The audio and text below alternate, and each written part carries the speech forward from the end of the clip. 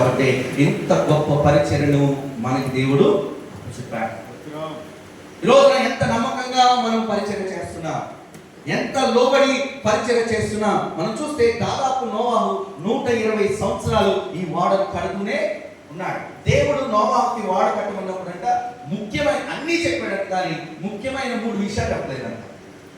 నోవాహు పెద్ద ఓడ కట్టమన్నాను కదా, దీనికి సంబంధించిన డబ్బులన్నీ ఫలానా చోట దాచాను, వెళ్ళి నువ్వు ఆ డబ్బులు వాడుకుని ఓడ కట్టమని దేవుడు చెప్పలేదు.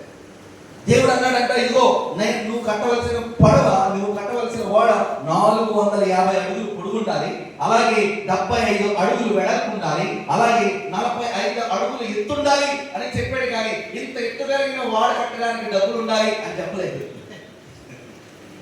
డబ్బులు ఇస్తాను అని దేవుడు చెప్పలేదు, కానీ చెప్పాడు నోవాహు నువ్వు ఓడ కట్టాల్సిందే. మనం నీతిమంతులైనప్పటికీ దేవుడు మనకు ధనాన్ని ఇస్తాడు అని అనుకుంటాం చూడండి. That is blind touch, that is blind walk. దేవుడు మనకి ధనాన్ని ఇవ్వడు, కానీ దానికి కావాల్సిన వనరులన్నిటినీ ఇస్తాడు. ఈరోజు ఓడ కట్టాలి అంటే ధనంతోనే కాదు, నోవాహు నీతితో కట్టాడు ఓడ. దేవునికి స్తోత్రం. ఈ రోజున మన సంఘాలు మనం కట్టాలంటే మనకు ద్రవ్యం ఏమవసరం లేదు, లేదంటే రాజకీయ సపోర్ట్ ఏమవసరం లేదు, లేదంటే మన సంఘస్థులు సపోర్ట్ లేకపోయినా పర్లేదు. మన వ్యక్తిగతమైన నీతి మనకు తోడై ఉంటే దేవుడు మనకు సహాయకుడై ఉంటాడు. దేవునికి స్తోత్రం.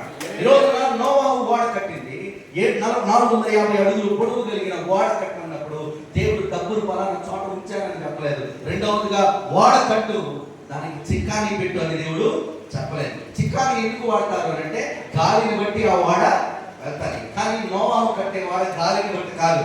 God is the driver for the boat. దేవుడే ఆ నావుకు ఏమై ఉన్నాడు?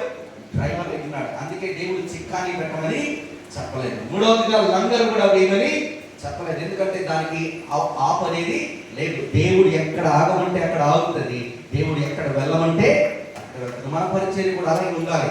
డబ్బు మీద ఆధారపడకూడదు, మనకంటూ మార్గం చూపించే చిక్కాని ఉండకూడదు. ఎందుకనంటే మన డ్రైవర్ దేవుడై ఉండాలి. మన సంఘపు డ్రైవర్, మన మన మన యొక్క సేవ డ్రైవర్ ఎవరై ఉండాలి? దేవుడై ఉండాలి.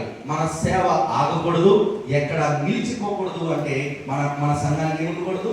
బరువు అనే ఈ లంగర్ అనేది మన నావుకు.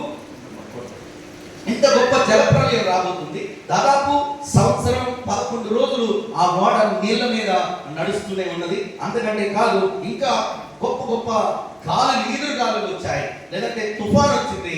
చాలా భయంకరమైన నీటి ఉద్రిక్తతో ఆ యొక్క ఓడ వెళ్తా ఉన్నది, మునుగుతా ఉన్నది, తేలుతా ఉన్నది, మునుగుతా ఉన్నది, తేలుతా ఉన్నది. ఇంత బలమైన ఓడ నోవాహు నువ్వు కట్టాలి అంటే కొన్ని వాడాలి అని దేవుడు చెప్పాడు.